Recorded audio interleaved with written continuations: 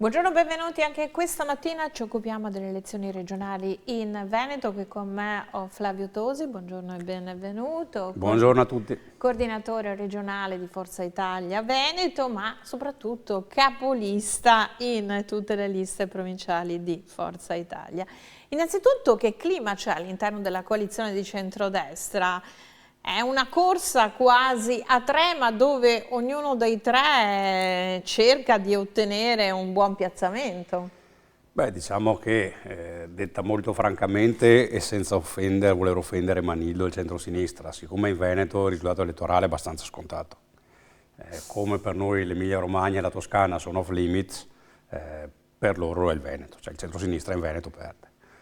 E quindi è più interessante e più vivace il confronto interno a centrodestra, che non vuol dire uno scontro, vuol dire vedere chi arriverà. Beh, arriverà primo Fratelli d'Italia, perché anche io, se io sono di Forza Italia, insomma, arriva primo Fratelli d'Italia. Dopodiché chi arriva secondo e con quali numeri, quella è una cosa interessante, sarà la vera battaglia di questa campagna elettorale, un confronto interno che comunque è buono perché più il centrodestra è vivace, più complessivamente aumenta i consensi. Ma è una vivacità o un litigio? No, litigio no. Litigio no, perché con Alberto Stefani e anche con Luca De Carlo e Antonio De Poli, che insomma sono i quattro riferimenti, ci conosciamo da moltissimi anni, siamo stati a Roma assieme, c'è un rapporto più che cordiale, franco, sereno, diversamente da questi ultimi 5 anni dove c'era monocolore, perché la Lega e la lista Zaia 5 anni fa ottennero 34, se non erro, consiglieri regionali su 50, quindi la larga maggioranza assoluta da soli. Questa volta invece ci sarà una democrazia di centrodestra vera, quindi ci siamo già trovati infatti con i segretari di centrodestra che si parlano, con la maggioranza che si confronta e con delle decisioni prese dal centrodestra.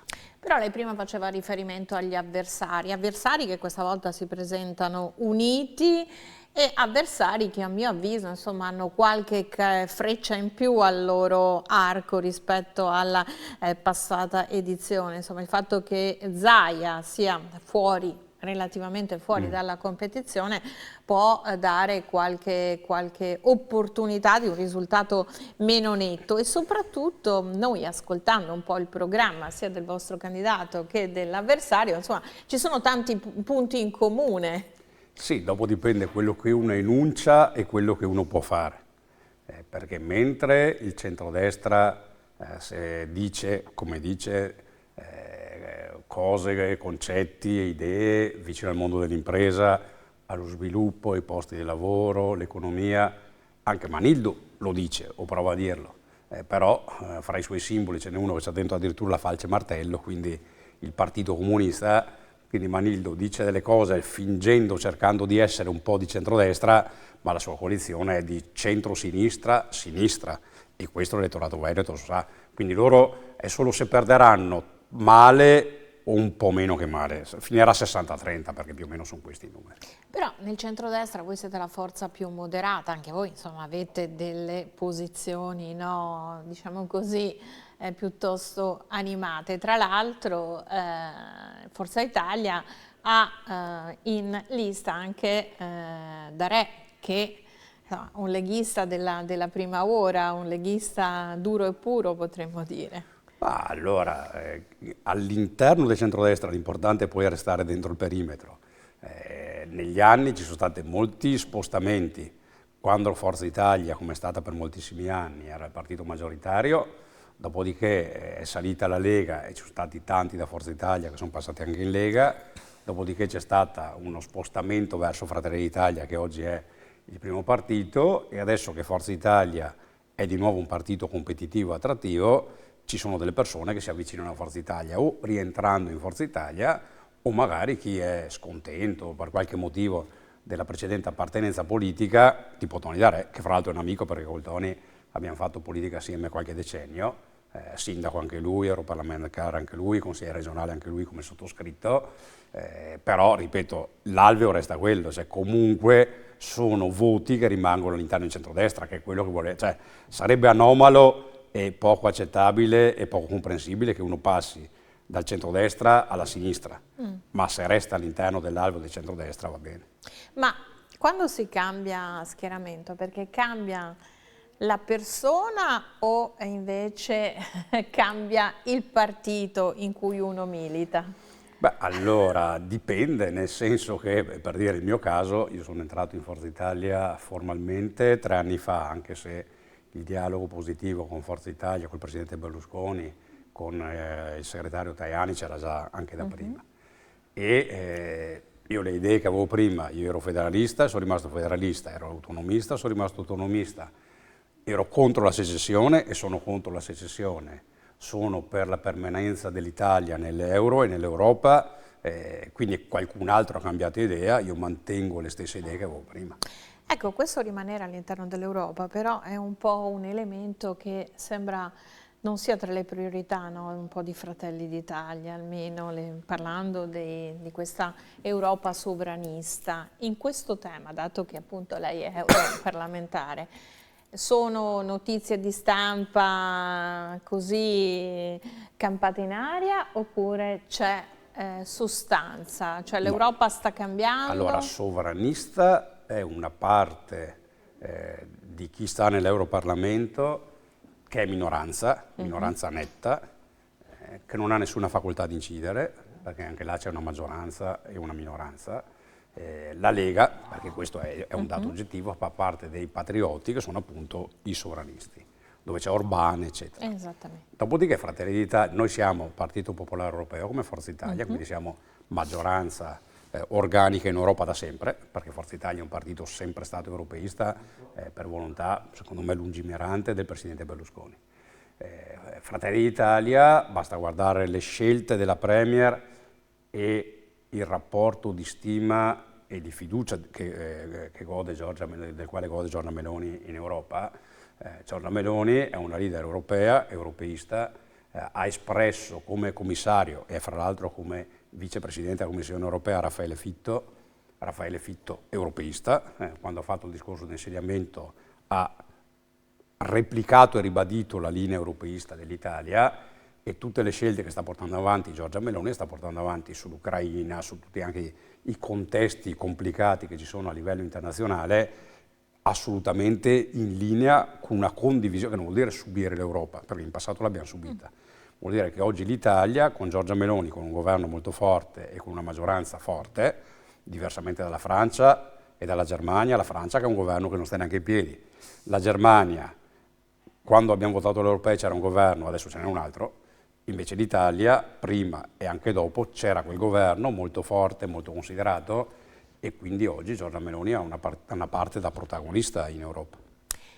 Tornando al suo ruolo, lei capolista in tutte le province del Veneto, lei proprio in fine legislatura, ma anche prima, ha attaccato molto le scelte legate alla sanità. Lei stesso però viene accusato, tra virgolette, di voler favorire, no, la sanità privata accreditata, che è una cosa diversa dalla sanità privata netta. Quali contributi intende portare? Cioè, si sa che è stato indicato come probabile assessore alla sanità. Beh, allora, il mio segretario nazionale, fra l'altro parlando di Europa, è una persona che gode di un rispetto assoluto da parte dell'Unione Europea, che è Antonio Tajani. Potrà essere, a mio avviso, ma non perché è il mio leader, ma perché lo si sente parlando con i cittadini e le cittadine. Antonio Tajani è una persona che piace molto per il suo modo di fare, garbato, moderato, competente e comunque decisionista, per quello che deve dire, poi lo dice e lo fa. Antonio Tajani ha chiesto alla coalizione che Flavio Tosi torni a ricoprire il ruolo di assessore alla sanità, perché l'avevo fatto anche a suo tempo. Noi non è che abbiamo espresso delle critiche tanto per fare l'opposizione, anche perché siamo sempre stati parte della maggioranza. Ci sono delle criticità che ci sono sulle liste d'attesa in sanità, perché dal punto di vista dell'emergenza-urgenza, la grande interventistica, cioè su le cose particolarmente complesse e all'avanguardia, il Veneto è al top, insieme alla Lombardia, insieme ad alcune altre regioni. Sulle liste d'attesa abbiamo difficoltà, le abbiamo sulle liste d'attesa per la diagnostica, anche per gli interventi programmati, protesi, cataratte, cose così. Sul sociale, case di riposo, ci sono 10.000 anziani che sono in lista d'attesa per la casa di riposo, e parliamo di anziani gravemente non autosufficienti, e persone che spesso hanno anche problemi neurologici, patologie tipo Alzheimer, che sono particolarmente complesse. Quindi un problema sulla sanità c'è e lo deve risolvere, come è sempre stato, con una funzione complementare fra il pubblico e il privato convenzionato, che non vuol dire favorire uno a svantaggio dell'altro o viceversa, vuol dire che quello che serve lo chiedi anche al privato convenzionato. Mancano cataratte, mancano protesi d'anca, mancano alcune prestazioni diagnostiche, le chiedi agli ospedali pubblici come al privato convenzionato e compri, perché questo fa il gestore del sistema sanitario, compra le prestazioni. Cosa significa? Io sanità regionale compro dall'ospedale di Treviso, da quello di Padova, di Venezia, eccetera, ma anche del privato convenzionato, compro le prestazioni che servono e abbatto le liste d'attesa. Ma questo non diventa poi, invece che comprarle al privato accreditato, Io le compro, implementare il pubblico? no, io le compro da tutti, quello dicevo. Io le compri dal pubblico e anche dal privato convenzionato, come diceva Deng Xiaoping, era lui che lo diceva. Non è importante di che colore sia il gatto, ma l'importante è che il gatto prenda il topo. Al cittadino, al paziente con la ricetta, che vada dal pubblico o dal privato convenzionato che fa una funzione pubblica. Se uno va alla clinica convenzionata o all'ospedale convenzionato con il pubblico, va con la ricetta e gli danno la prestazione. Al paziente gli interessa che gli venga data la prestazione in determinati tempi, tanto per capire un numero, per far capire la criticità nella quale viviamo oggi. 2024, il valore della sanità pubblica del sistema sanitario regionale sono 12 miliardi, questo è il costo. Noi veneti nel 2024 abbiamo speso 3 miliardi e 900 milioni, oltre i 12, 3 miliardi e 900 milioni di tasca nostra per prestazioni privatistiche. E lì sono le assicurazioni, perché c'è chi ha l'assicurazione, chi sta bene che decide di andare comunque nel privato, ma una larghissima parte di quella enorme, perché 4 miliardi oltre ai 12 è una cifra enorme, una larga parte di quei 4 miliardi è il cittadino o la cittadina che prova ad avere la prestazione nei tempi, non la ottiene e se la deve comprare, pagandola molto ma molto di più. Per questo dico, la regione, come feci io ai miei tempi, deve comprare le prestazioni da tutti, pubblico, privato, convenzionato, in modo tale da non far spendere quei 4 miliardi che oggi i cittadini pagano per comprarsi la sanità privatamente. E la perequazione del ticket, che se ne parlava a suo tempo, cioè calibrare il ticket a seconda del reddito, può essere un'idea? Quella sarebbe una cosa che, se Alberto Stefani, il nostro candidato governatore, che fra l'altro è un bravo governatore, sarà, perché lo sarà perché vincerà, è anche insomma un amministratore, persona con la quale c'è un bellissimo rapporto all'interno di tutto il centrodestra.